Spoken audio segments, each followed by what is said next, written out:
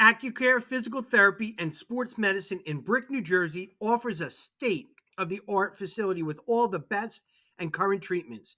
With athletic trainers, massage therapists, and doctors of physical therapy, Accucare has everything you need to stay healthy and perform at the highest level.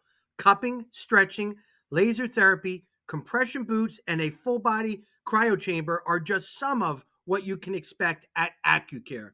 Check out their website and social media links in my bio. No prescription is needed to see them. So call them today and start feeling and performing at your best. Again, thank you to Accucare for sponsoring the Shore Football Report.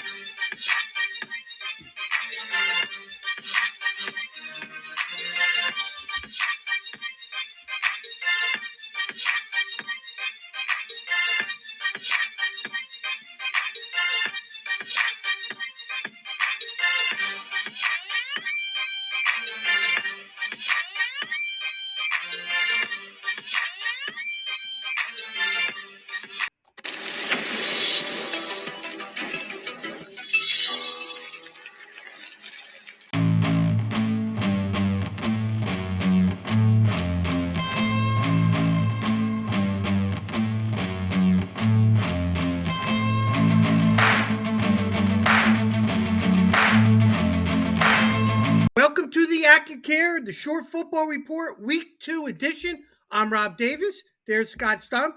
Scott, good to see you again on a Wednesday morning. Yeah, it was just so great to be back on the field. Beautiful weather, great matchups all week. I think we learned a lot about some of the top Shore Conference teams. We had definitely a few surprises. Interesting weekend of football, and not only that, smorgasbord of football. Thursday, Friday, Saturday. It was like wall-to-wall football for a whole weekend. So yeah, it felt like we were all the way back, and things are in full swing now. Yeah, before I do anything, I just again want to thank Accucare for everything they do. We wouldn't be here without them. Go visit Accucare and Brick. All you athletes that were cramping up this week, you need to go to Accucare. Oh my God, the whole time these guys were cramping up all game. Long Branch, everybody's cramping. I should have gave him Accucare, recovery because they were not taking care of their bodies. A lot of kids in the Shore Conference this week. Did you see that too? Yeah, that was the same thing in the game I was at, and seeing some other games. That happens a lot during week one. I feel like because players just aren't ready, it's so hot out. But yeah, you're right. You really find out who's been taking care of themselves, who's been hydrating right in that first game. Thursday it was like 85 degrees out when a lot of these games were kicking off. So yeah, if you weren't hydrated, you just saw a lot of guys in the second half down on the ground. Scott, we're going to get right into it in a second. But when I was the head football coach, I used to have in my head that I have to make these kids. Again, we only have them for 2-3 hours a day. But when they're home, we would text them and make sure drink a water bottle, and we would do it on Monday, Tuesday, Wednesday. So when Friday came, we were in shape. And all these different things that people say for cramping, bananas. I heard mustard, the mustard caps. You ever hear those things? Yeah, pickle juice, is that another Pickle one? juice, Or cherry juice. yeah, Pedialyte, all that stuff. But Yeah. the old-fashioned drink water. You can't go wrong, and stay away from the potato chips and the soda. But once you dehydrate during the game, you cannot make up for it. So you're cramping, you're done. But when everybody was going down, people thought it was a knee injury, a hamstring. It was a cramp. And Yeah. and But something that can be just as effective as far as knocking a star player out of a game and altering the course of a game if the wrong guys go down and can't continue or are running at 50% effectiveness to what they were. I think cramping is contagious. It's like if somebody yawns, everybody yawns.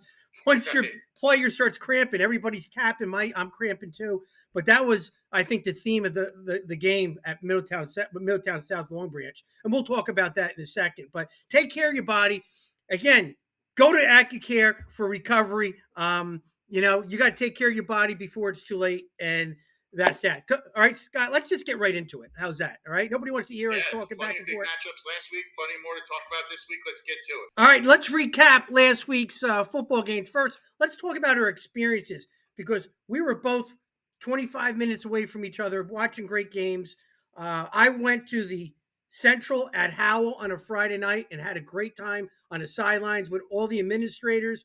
They had a youth football night. Incredible, incredible atmosphere. I loved it there. How was the atmosphere at Jackson? Yeah, it was beautiful there. I mean, obviously the jungle, one of the most well-known home fields in the Yeah. Shore Conference. Beautiful weather, big Jackson Memorial student turnout. So they had the crazies going nuts in the stands up there for them. And I always laugh that Jackson's band is like bigger than like a Group 1 school. They must have like 200 people in their band. It's pretty amazing. So they always put on a good show too. Yeah, one of the best atmospheres in the Shore Conference. And I know the game you were at. I know Howell was a big 20-7 win, but it was almost like there was one bigger event that sort of overshadowed all of that when Chase Gunbrecht goes down early, right? I didn't even realize he was injured. I thought they were just because it was hot and people were cramping. They were rotating players in. Then I got the report in the second half that he was done. And when the way they said it, that kind of broke my heart a little bit because we know he's a great athlete, but he's a great kid too off the field. And if he And the is Shore out, Conference's leading rusher last year, yeah, I mean, this is a guy that he's the centerpiece of their offense. yeah.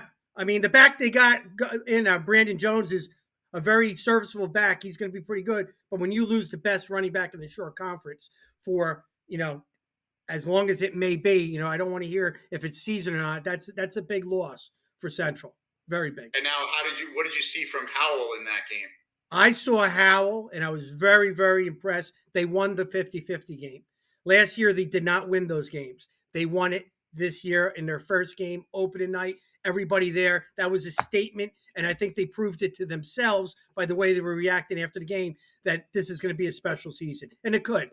But that's going to take them to the Jackson game, which we'll talk about later on. Right, exactly. Yeah, I saw their opponent of this week, Jackson Memorial, and I think the big theme, the takeaway from that game was their offense looked much better this year than it did last year. Mm-hmm. Last year, they struggled to score points against quality teams.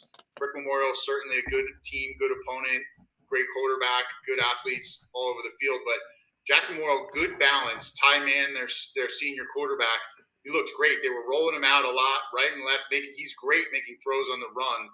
And they had some big plays down the field, which I think last year they didn't get those chunk plays. They weren't hitting people for 20, 30 yards in a play. They're trying to grind out drives 3 yards at a time, which against good opponents, it's tough to mount those 12-play drives, in a big game. Whereas this game, the story of the game was explosive plays.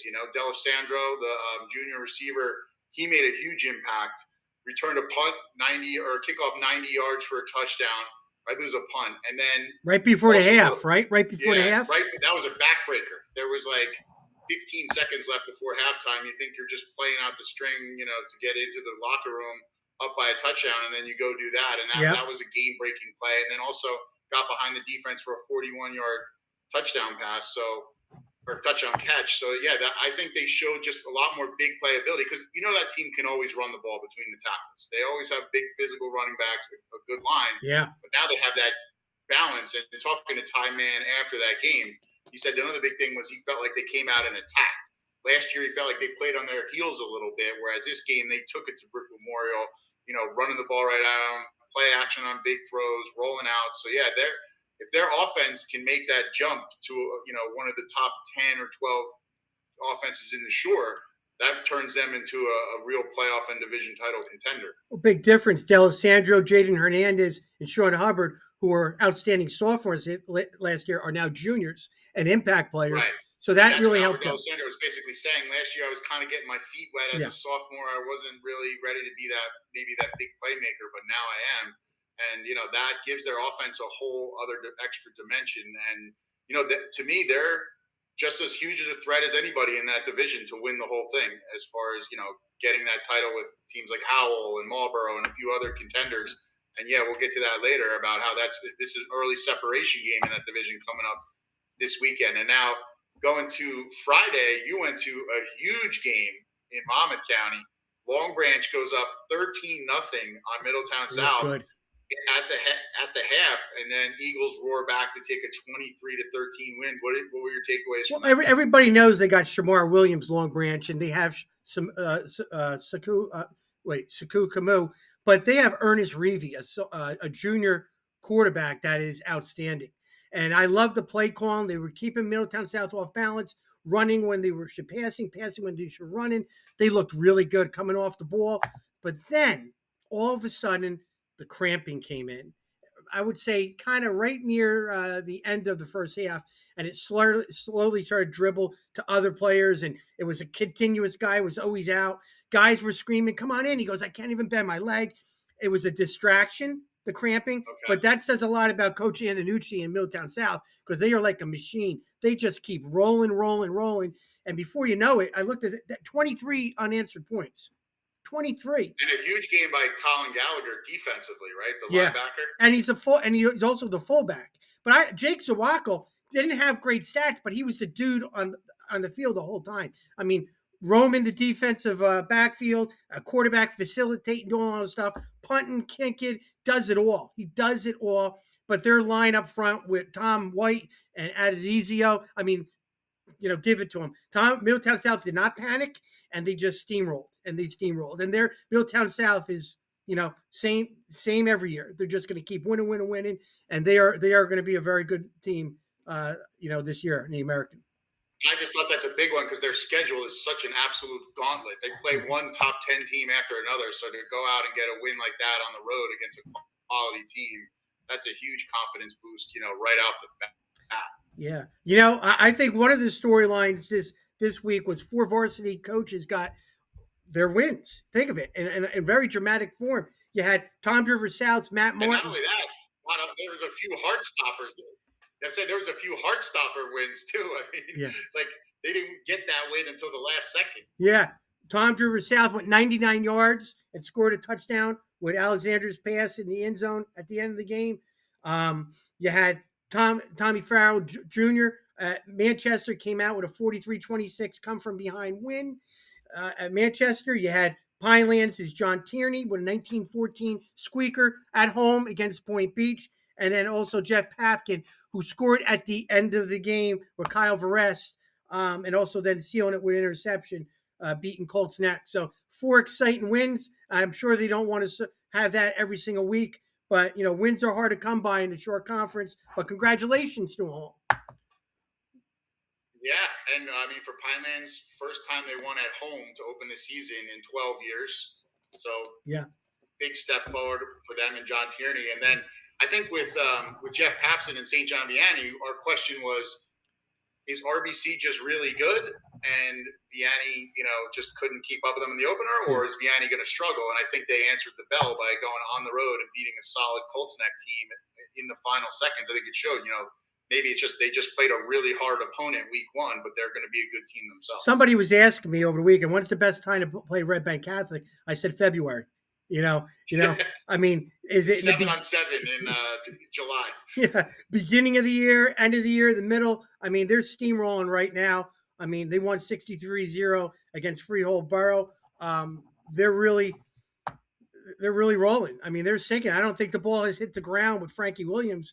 I think he's 14 for 16 for the year, 7 touchdowns. I mean, he's really clicking. They really all are right now with Red Bank Catholic. So I don't know when is the best time to play them, but they're definitely rolling right now.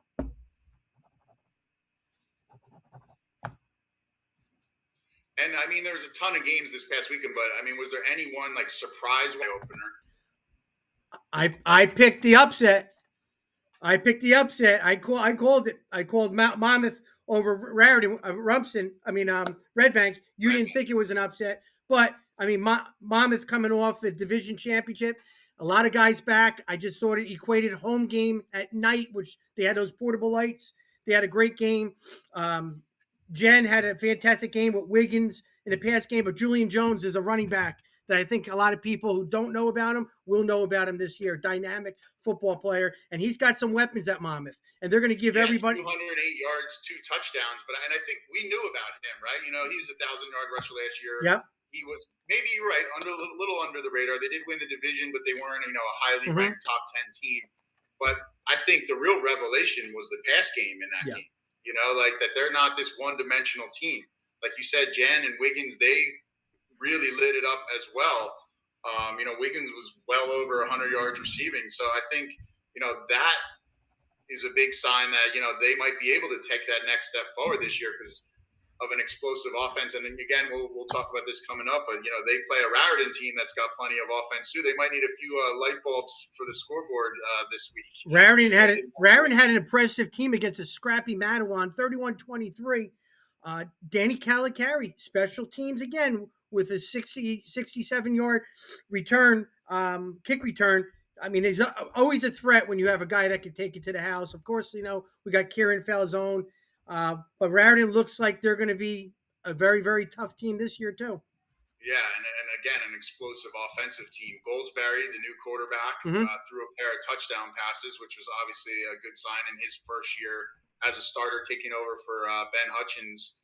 I think that, again, like we talked about in the preseason, their defense has been a little up and down, where they'll get the lead and give it back and things like that. But, Matawan showed that they've improved as well. And the score is a little deceiving. Matawan scored on the last play of the game. After it was out of reach, but they pushed Raritan. They're young to the limit. They're young. Yeah. They're a young team. They'll be okay. Yeah. How about Point Borough? That division. We talk so much about that division. Point Borough, Massaquan, those kind of teams, but that's kind of that next maybe level to challenge those guys as far as that race going forward. But yeah, to me, Monmouth Regional was the score. I wasn't that they won. It was like, wow, they put up 38. It's been a little while since they've really, hung that on a solid team. So I think that was a really encouraging sign for them and, their fan base. And Red Bank looked good in the scrimmages. So it was a game that could have gone either way. And that division, the Independence, is going to be anybody can win at any time. But now let's talk about the biggest game of the week as far as the rankings are concerned was Toms River North against Rumson Fairhaven on Saturday up at Rutgers. I watched this game. Toms River North's offense just looked incredible. And the scary part is they scored over 40. They put over 500 yards of offense on a team that no one gets 500 yards of offense on. And they did it despite having over 200 yards in penalties. How do you yell? How do you do that? How do you put up 500 yards and you had 200 yards in penalties? You're moving the ball at will. Michael Ford ran for almost 280 yards. He was unstoppable on the ground. They looked incredible, but you also walked away going, what's going to happen when they really put it all together and eliminate the penalties? How is Coach Oz talking to his team the next day, telling them we still haven't played our best ball yet? They just beat Washington Township and Rumson and had all these penalties. If they clean it up, there's a nice path to where they want to get to.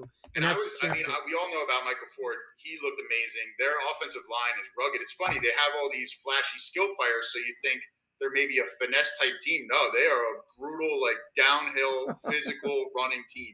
They will smash you at the point of attack. And then if you miss a tackle, these guys are gone. And the other thing is, it's like whack-a-mole. It's like, okay, we kind of stopped this guy, but now, Pruitt got loose. Or, then we stopped him, and then they return a kickoff for a touchdown. Josh Moore. Trying to plug the leak over and over again, and it's just one different player after another. And there was another, Ty Kazanowski, I thought, looked amazing on both sides of the ball as a ferocious blocker as a tight end. Yes. And then he's making plays all over the field, getting after the quarterback and, making tackles in the middle of the field as a linebacker. I was really impressed with him as a two-way guy. Needless to say, Rumson's a pretty good program too, right? Yeah, Toms River North looks great. Rumson's going to be better than you want him to be this year, which showed they didn't give up. Venaccio to O'Toole Venaccio combination with Rigby. They got some receivers. Looks like they're going to be a throwing team a little bit this year. Yeah, that was a big revelation to me because you just think of Rumson, especially during this whole championship run. Mm-hmm. They're usually a team that establishes the run first.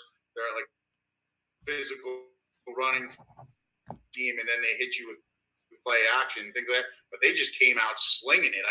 O'Toole had 28 pass attempts. You don't. I know some of that is because they're playing from behind, mm-hmm. but you don't see that too often with Rumson in recent years, where the quarterback is really the engine of everything as far as throwing the ball. but he looked good. I mean, there were some good deep balls to Venancio. Venancio is, 5'7", but he's out there making plays in midair, taking balls away from defenders, and he's a hard-nosed kid. He's a real weapon for them. He's scrappy kid. He is. The Rumps and receivers I always thought were very good. Didn't have the stats because they played to their defense. They ran the football and they caught passes when they had to. And now it looks like they may be leaned on a little bit more, which is fine. They'll be fine. But I'll say, Tom's River North, who has a more impressive resume than them right now? They put 40 on a Rumson team that's in the state finals like every year, and they beat Washington Township, who went out and beat Eastern like 45-12 this week. So that's two really, really quality wins in 2 weeks. I mean, I know RBC is the number one team, but the team with the best resume right now, because of who they've gotten to play so far, is Tom's River North. Yeah, there's some disputing who's the number one team in the shore. It's getting to that point, and we let those coaches pick, and it's getting real close. Those are two good teams with that. How about Manalapan? Manalapan made a statement separating people with a 2-0 record, beating Middletown North team. Coach Push had him going, looking good in the scrimmages. Macchio, talking about special teams. We talked about this last week. Manalapan special teams are incredible. Mm-hmm. They did it again this week. What, a 60-yard punt return for a touchdown? Punt return this week, And in a low-scoring game, it was 14-3. Again, clearly special teams and defense for them right now have looked amazing the first 2 weeks. We talked a lot about how Middletown North's offense should be a force this year to be reckoned with, and they held them without a touchdown. So, the Manalapan defense so far has shut down two teams that were expected to be two of the better passing attacks in the short conference, and they bottled them both up, Freehold Township and Middletown North, in the first 2 weeks. They're playing great special teams, great defense. Their offense is doing enough to win the football games, and they have the athletes to do it, but they're playing to their strengths, and their strength is defense and special teams. So a lot of good football going ahead with Manalapan. Hey, do not worry about this team, Point Borough. That's all everybody was saying. Hey, trap game, all this, because they're playing Manasquan this week. They're playing a tough Neptune team. Well, they came right out of the gates, 42-0 against a Neptune team, which I was kind of surprised because I thought it was a kind of contrast in style. But boy, oh boy, Point Borough's got a lot of dudes that are ready to have even a better season than they did last year. And out of that, if I'm not mistaken, it was 42-0 at halftime. Yeah.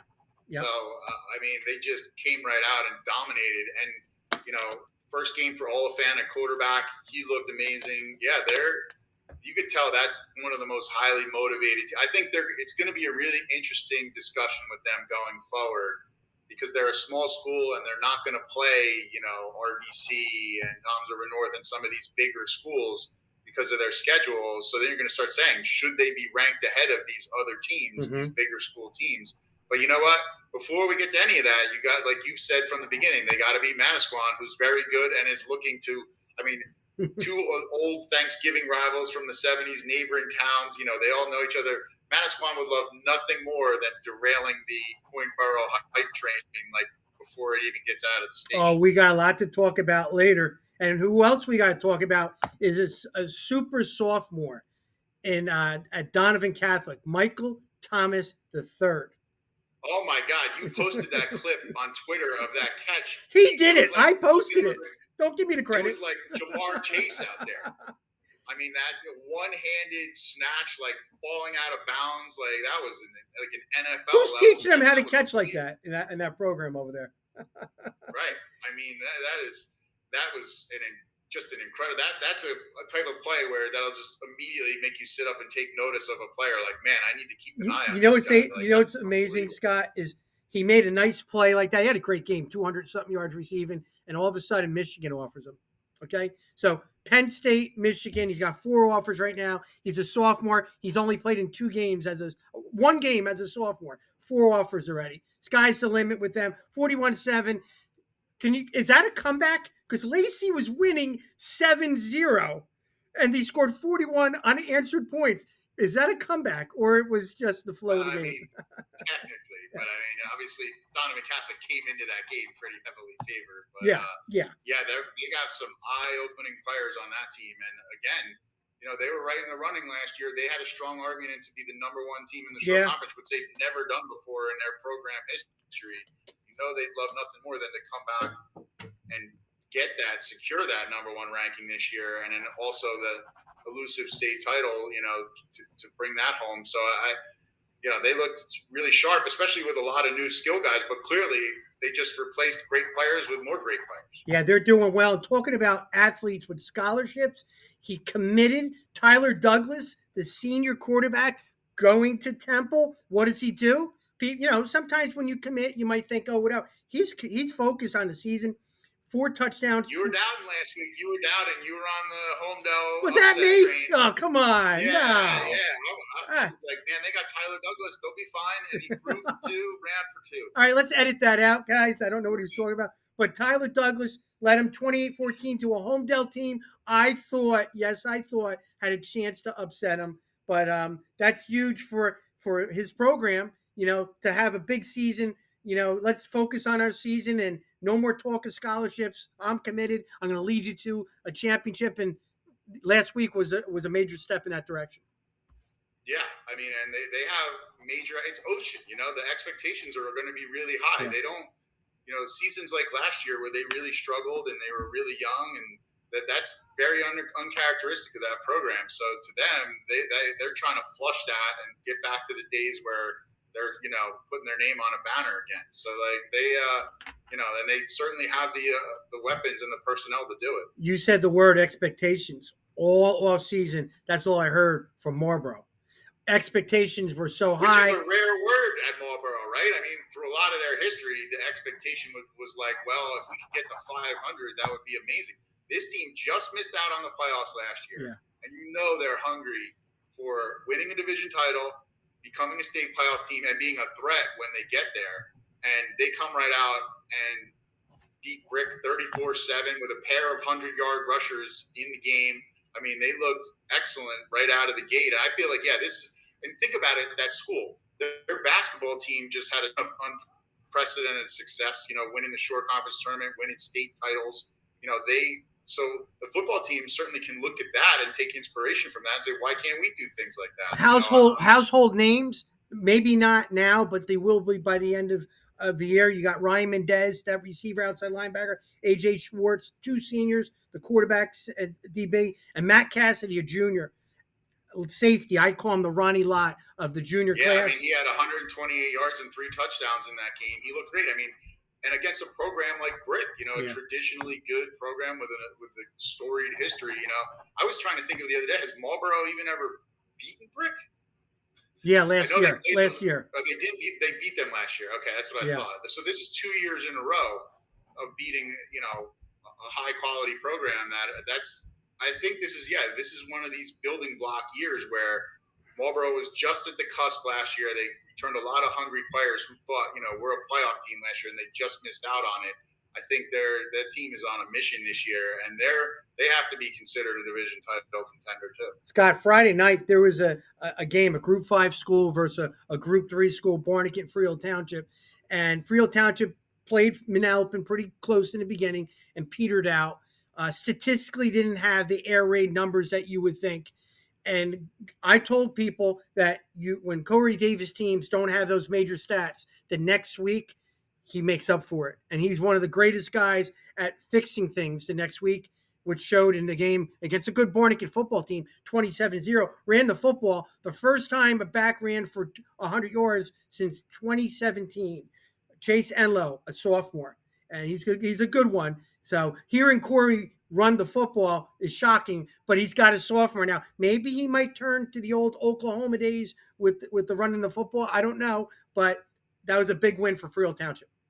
Yeah, it was a good bounce back win, and especially defensively too, to come out and get a shutout after Manalapan had put 31 points on them the first game. So that was a big confidence booster defensively. But yeah, I think that Corey's whole thing is just finding the weaknesses in the defense. So if that means they can't stop the run game, because they love to run those draw plays out of the shotgun in that offense, and if everyone's running downfield in man coverage and turning their back, and then that running back is getting creases, he's going to have some success. And Corey spoke highly of him in the preseason. So, I mean, you knew he thought he could be a real weapon running the ball. But yeah, that was a good bounce back win. And Barnegat's going to be good in the Liberty division. Real Township showed they're not, don't count us out. We'll be in every game. How about Jackson Liberty coming out with a big celebration, 46-7 to Keensburg, opening kickoff for a touchdown, and they just rolled on a Keensburg team. I heard Keensburg had a couple guys out. It was a big mismatch during the game, but Jackson Liberty really, I mean, who knows? When a team is not used to winning like that, comes out on top of that, maybe they might live off of the fumes of the last week. But 46-7 was a big win for Coach Sharples. Yeah, I mean, that part of it, I think, is just, that's a Group 1 team against a bigger school. But I think for Liberty, so much of it is just gaining confidence. They have players, they know that they can make plays, but until you go out and do it, you might struggle confidence wise. I mean, again, it's always good to start 1-0. I mean, I would think that the other thing is Jackson Liberty has way more players than them. More depth. Keensburg is a small team, but yeah, I mean, you got to. It was definitely a good night and a good weekend in Jackson. Both of the local teams won handily, and going forward, I think that things are looking good for both of them. So 1.5 games left I have to talk about, and the half we'll talk about last was you had Westwood defeated Shore 34-0. Westwood is a Group 2 school playing Shore, who's Group 1, just lost what's his name? Jamie Mazzocco. They have a different identity. Don't count out Shore. Westwood's pretty good football team from what I hear. Very good up front. It just wasn't their day, at Rutgers, but they will definitely bounce back. I can guarantee you starting this week right there, but that was a game. And then the last game I want to talk about, which did not happen. And I was getting reports that the players went on the field and then came off because they were told that the game was forfeited or the season ended. I don't know what all the rumors are, or the rumors are out there. I still right now don't know if the end of the season or the end of the game.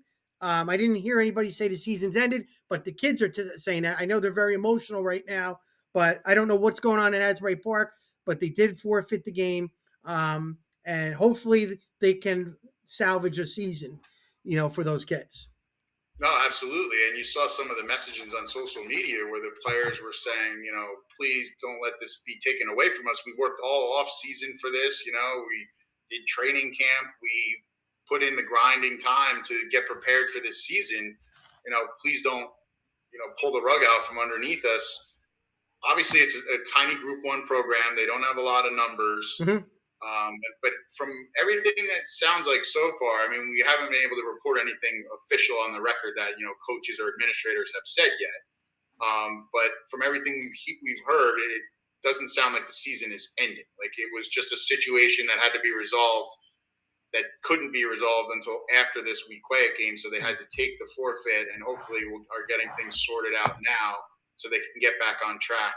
And, that's because it was week 0, Scott. Talking about what's going on the field. It's week 0. Nobody's in school yet. So it's hard to kind of fix things when nobody's all in one place at one time. Hopefully they do play a season this week. Yeah, absolutely. I mean, that's one of the Shore Conference's most storied programs and, amazing history going back to the early 1900s. So, yeah, you definitely hope that Asbury can, get right back on track here. Well, that was a lot to talk about, but, it was opening day games. Everybody had high expectations. Some people were upset because maybe they weren't as good as they thought they were. And then other people, wow, we could be potentially good. I love that about week 1.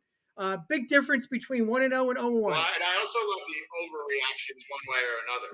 Someone has one bad game, and it's, the season is lost. Forget it. Those guys are terrible. Next thing you know, they win 6 games in a row. And then another team that had a big win, they're going to have a huge season. Then they lose 4 in a row. So, that's the fun part about week 1 is the total overreactions one way or the other. Or you go to some banquets and say a highlight of our game is when we won our first game.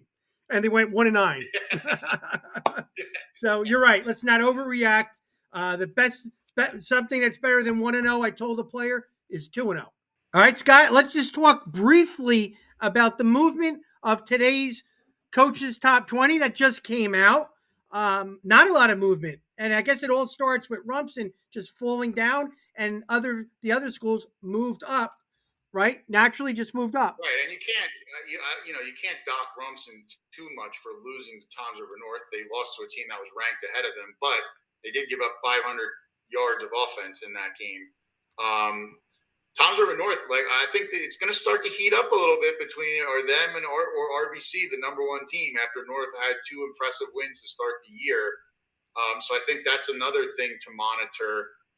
You were at Middletown South. Long Branch South kind of solidified that number 3 spot. Long Branch drops a little bit, but I still think they're a threat.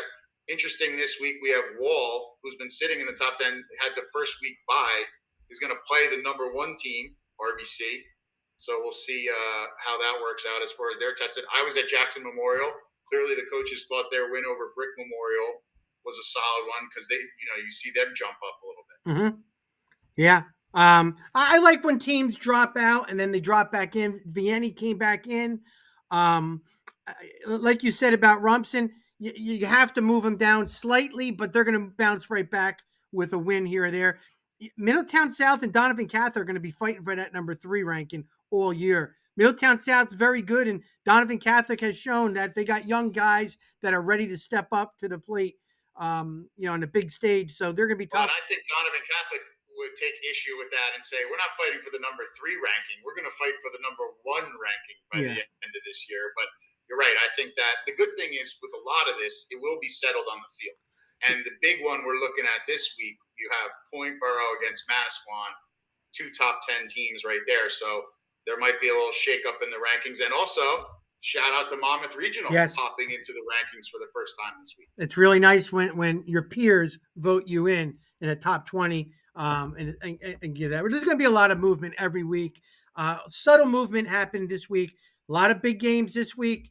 So there's going to be a lot of movement on the coaches top 20 going into next week. All right, Scott, week 2 games now. Let's talk about it. A lot of great games. I want you to take first dibs. What games do you like? Well, there's 2 of them that stick out in my mind, but we'll start with the first one because it's another top 10 showdown in the American division, which is just an absolute gauntlet. You got Rumson taking on Donovan Catholic. And don't forget, these 2 teams last year were part of that triangle with RBC for the number 1 ranking in the Shore, where one beat the other. So Donovan Catholic coming off a lopsided win over Lacey. Rumson just saw Toms River North, hard-fought game. That to me that's a huge separation game in this American division race right off the bat. And you have 2 good quarterbacks. I mean, playmakers all over the field like crazy. I just, I'm interested to see, was playing Toms River North, did that hurt Rumson because it was a physical, hard-nosed game, or did it help them because they just saw a really quality opponent, whereas Donovan Catholic had a big edge over their first opponent? I mean, how do you see that game? Well, Toms River North did scrimmage Donovan Catholic too. So Donovan Catholic did all right the next week too with that too. I'm interested to see how Rumson is going to take last week's game and bounce back to week 2. They're a different team. Their program tradition never graduates. I know we always say that and all that, but different guys are out there. And I think they hung tough against a good North team, which a lot of teams ain't going to be able to say that this year. It was 40-27. It was kind of a back and forth game after a certain point, but there was the 2 touchdown difference. Donovan Catholic has some young, exciting playmakers too. Michael Thomas III. I like Lambertson had a great game throwing the ball to Michael Thomas III. He threw for I think 170 plus yards. This is a true test. How's Donovan Catholic going to be looked at after week 2? Right.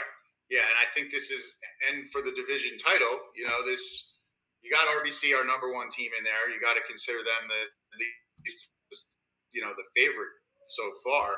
But this is that sort of separation game of who's going to step up and be one of the main challengers to RBC. And don't forget, though, this division is so ruthless that 1 loss might not mean you're out of the division. I mean, anybody in this division can beat each other. So, even the loser, you can't feel like, oh, forget it, we have no shot now. I mean, these teams might just beat each other up for the next couple of weeks. But that's one game. And then, to me, the huge game going on down in Point Pleasant Borough. 2 old rivals. Manasquan has not played yet this year, so it's our first look at them. But Manasquan, Point Borough, who were Thanksgiving rivals back in the 70s and, have maintained a good rivalry all these years. I That to me is a monster game.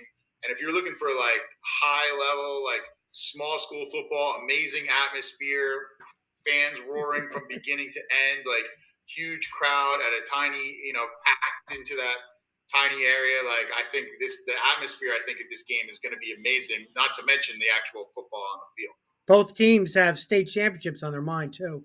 Point Borough Right. won the state championship last year, state sectional championship, but they didn't beat their hometown rival, and that's something that they need to do in their bucket list. And in that independence division, you got to feel like the winner of this game is the clear favorite to finish it off and win it. Like the team that emerges from this is taking a huge step towards winning a division championship. And I know these teams have even higher aspirations than that, but to get a division title potentially at the expense of your rival. But I mean, and two great quarterbacks in this game too. Yeah, but when this game was put on the schedule, everybody circled it. It didn't matter if it was week 1, 2, 7, 8. They had it circled. Manasquan, Point Borough, two elite football teams for Group 2 schools going at it right in Ocean County. That's an awesome game. Awesome game. Yeah, and just I mean, think of all the fireworks that could be happening on the field offensively in a game like this, given the backfield of both of these teams, the two of the better quarterbacks in the Shore Conference. Like this, that's not just the atmosphere. I think it could be really exciting game as far as 50-yard touchdown one way, 60-yard touchdown the other way, like kind of like a buckle up. You're at the beginning and just hold on to see if you can make it to the end. Yeah, I mean, two quality defenses. Yeah. Point Borough is coming off a shutout defensively, so. But when you think of these teams, you think of their offensive headliners. I think of their O-line too. Manasquan, Point Borough, the last couple of years have been incredible up front. Everybody looks at the football, but if you look at Skinner coming down on midline and Veer or Mamari or Gilmore and Manasquan, they're opening holes for Howard and Croce and all those guys. It's going to be a physical football game. Yes, there'll be a lot of star power in the backfield, but up front, that's where I think the game's going to be won. I'm really curious how it goes. An interesting kind of disparity. Obviously, we know Manasquan has always loved to run the ball, but with Patton, they can hurt you deep downfield. I mean, he can really sling it. So that is a contrast to Burrow, which is they grind you a little bit with that triple. Although this year they have so many athletes, they can hit you with big plays. But in other words, they want to sit on the ball, run down the clock, like grind down your defense. Whereas Manasquan can hit you with quick strikes in addition to their usual, power running. Cole Kazanowski? He graduated. Who's going to be their go-to guy as a receiver? Is it going to be Howard? Kazowski. Is it going to be Howard? Is he going to have to motion Coach Sell? Is he going to be motion him out, put him at receiver, put him at running back? Is he going to be doing all these things? I don't know, but I don't know who their playmaker. I think they're going to have to screen Point Borough, and who's their screen guy. So we're going to find out this weekend. We are. Plus, does it help or hurt when you have that first week bye? They've had tons of time to prepare for Point Borough. They got to watch Point Borough last week in person. Does that help or does that hurt them? Because, this isn't the kind of game where you want to be like working out the kinks and easing into the season because you might be down 14-0 or something if you make a couple mistakes. Yeah. So I think, like in other words, I thought that was a tough situation for Rumson last week against Tom's River North. They're breaking in an entirely new offensive line against a veteran physical group. How's Manasquan? Are they going to be able to come out of the gate fast in a game where it's going to be a highly charged atmosphere? Well, all those answers will all those questions will be answered in a couple days, and I'm excited. We're going to both be there probably for that game. Yeah, I mean, it's one you just don't really want to miss. The only thing is, I feel like you're going to have to get there so far early that it's like you're getting a Wawa sandwich at like 4 p.m. and just sitting there just so you get a parking spot in time. Yeah. How about Middletown South, number 3 versus number 5, Manalapan? That's a big game itself. Yeah, another American Division throwdown. And these teams, both physical, defensive, rugged teams. In recent years, their games have been very low-scoring, defensive slugfests. So we'll see if that holds true again. But given the way Manalapan's defense has played the first couple weeks, they haven't given up more than 7 points in a game.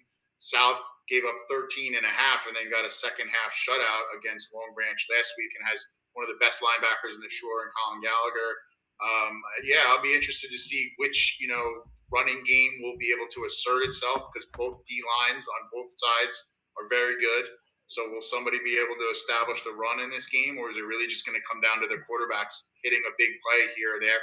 And this is a good game too, where field position is usually huge in these games because both defenses are so good Yep. and special teams are quality. That field position to me could be a real big difference in this game. If somebody gets the team to punt from its own end zone and it only has to drive 40 yards for a touchdown, that could be the difference in this game. I was just so impressed with Middletown South not panicking 13-0 on the road. 2 consecutive drives, they've given up touchdowns, and they after that they just started wearing them out. And this is a game where we talked a lot about Manalapan special teams. Like a Michael Colton, a good kicker, could be the difference in this type of game. If you can line somebody up and make a 38-yard field goal and win the game 13-7 and something like that, like get that little bit of separation, that could be a big difference in a game like this. But I think Middletown South, I think they think their offense is better than it was last year, and they'll be eager to try to prove that against a team that defensively has looked excellent. So they got nice sized skill kids, Middletown South.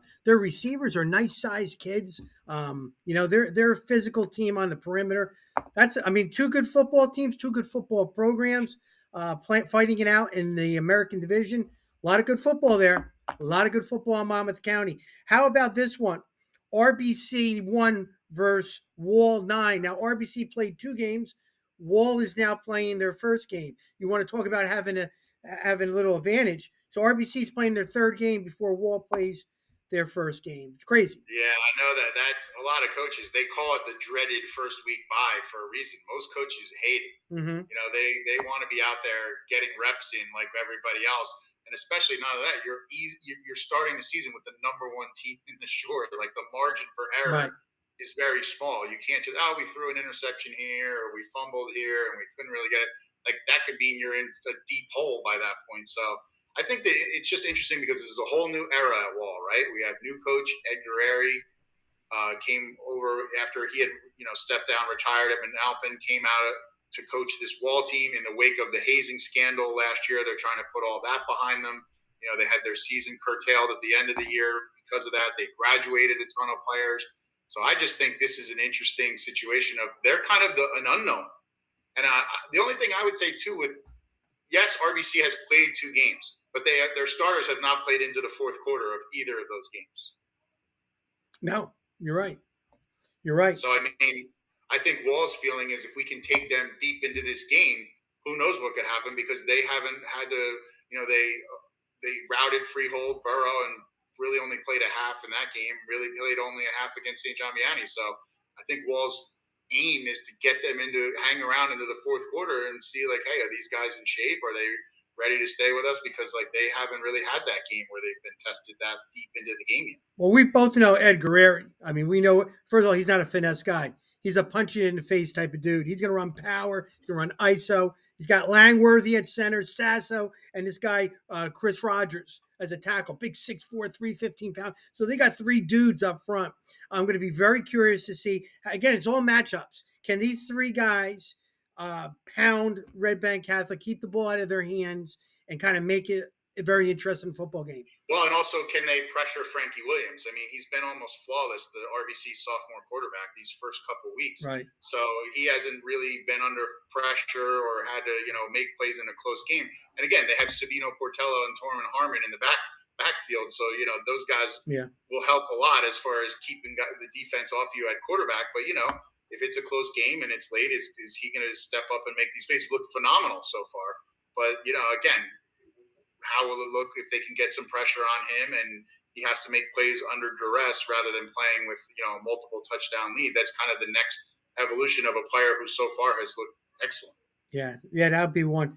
Now, how about Jackson 11 versus Howell 16? It's early, but this could be for the division championship when we look at it. Yeah, that's a huge Constitution division game that really evolved. I think after Howell beats who was pretty well regarded with Chase Gumbright, like that opened some eyes. And then Jackson Memorial beats Brick Memorial, who brought back Connor Dietz and had a lot of high expectations themselves. So to me, this is a huge early separation game. And I would think that Marlboro will be keeping an eye on the film of this game too, because in their minds that's Mm-hmm. probably another they're like another team they feel like can challenge for this. But no, I mean Jackson's offense looked great in the first game, and whereas Howell, you saw them. I mean, were they consistently moving the ball or grinded out? I mean, they had 20 points, but No, they how weren't. how will the Howell offense stack up against the Jackson Memorial? Howell's not the same offense they were last year. Their defense got better. Their defense, I thought they played very physical, but they weren't very crisp offensively. They made some plays at the end of the game, in crucial moments, but they couldn't sustain any drives. A turnover, play action pass, let's get the football, throw it deep, interception, just ruin the drive, stuff like that. So, listen, both teams had losing records last year. Both teams were better than their records were last year. One of these teams will be 2-0. One of these teams will be 1-1, which would be a big separation early in that division. So I'm real Yeah, and I curious think for that that. division is top heavy. That there's really a few teams that you would consider the top contenders, and these are two of them. So I think Jackson Memorial, if they can get a win here, that would put them really in the driver's seat. And yeah, and Howell, I think, would really open some people's eyes because I think people look at the Jackson Memorial win over Brick Memorial as maybe a little bit better than Howell's win over Central, Mm-hmm. also because Gumbrek got hurt. Whereas Howell, I think, would show people, last week was no fluke. Well, We're a good team and we're a championship level team. And not only that, these are two neighboring towns. This is a good rivalry, even though it's technically two different yeah. counties. The towns are right near each other. So, that should be a good atmosphere too. One thing I'm going to promise you, it would be that there'll be a big crowd at Howell, especially after a first win last week. Any other games that you like to talk about? Yeah, I think Central, Middletown, North, just because what's the status of Chase Gumbrek for Central? I don't know, but the trainer knows, and that's going to be pending on a good season or not. Central losing Gumbrit. Yeah. My other concern is how does Long Branch bounce back against a Lacey football team? They were in control of the football game in the first two quarters, and then lost it at home. An emotional game. Do they bounce back? And if they do, maybe they are legit, Long Branch. And another quick one, Tom's River South coming off that last second thriller. Can they get off to a 2-0 start beating a brick team that just lost to Marlboro? Oh, throw out the records, throw out what year it is, just bands on both sides, going crazy. The fans, that's a great traditional rival game. I love that. I love the old A South. And how about Asbury Park? You want to talk about unknowns? We just talked they forfeited. They're playing Keyport. What's going to happen? Will they be there? Are they going to play? Like, is everything going to be okay? I think that's just a game to keep an eye on. I'm hoping for the kids, but I'm wondering who you're going to pick in that game because if they do forfeit, it counts against your record too. I just want you to know that. You'll just try any means to try to stop me in those picks, Coach. A little game down in Southern Ocean County, Pinelands and Barnegat. Pinelands has never been 2-0 since 2010, and Barnegat last time going 0-2 was 2011. So there's a lot of historical stuff going on there. Two good teams. Pinelands is drastically improved. Barnegat wants to show that they're going to be good this year. That place is going to be packed with John Germano. As the AD, we'll have that place going there. So it'll be a good. One other, two schools right near each other in the same exact town, St. John Vianney at Homedale. Vianney coming off the big win over Colts Neck. Homedale trying to get in the win column after losing to Ocean. That's a good little intra-town rivalry game. Yes, that would be great. And also, I hope you like high-scoring offenses because Pierce Olson and Connor Dietz, Brick Memorial, Red Bank. I think this is going to be a big scoring game right here with a lot of athletes ready. Somebody's going to be 1-1 and get right back into the driver's seat for hopefully winning a division championship.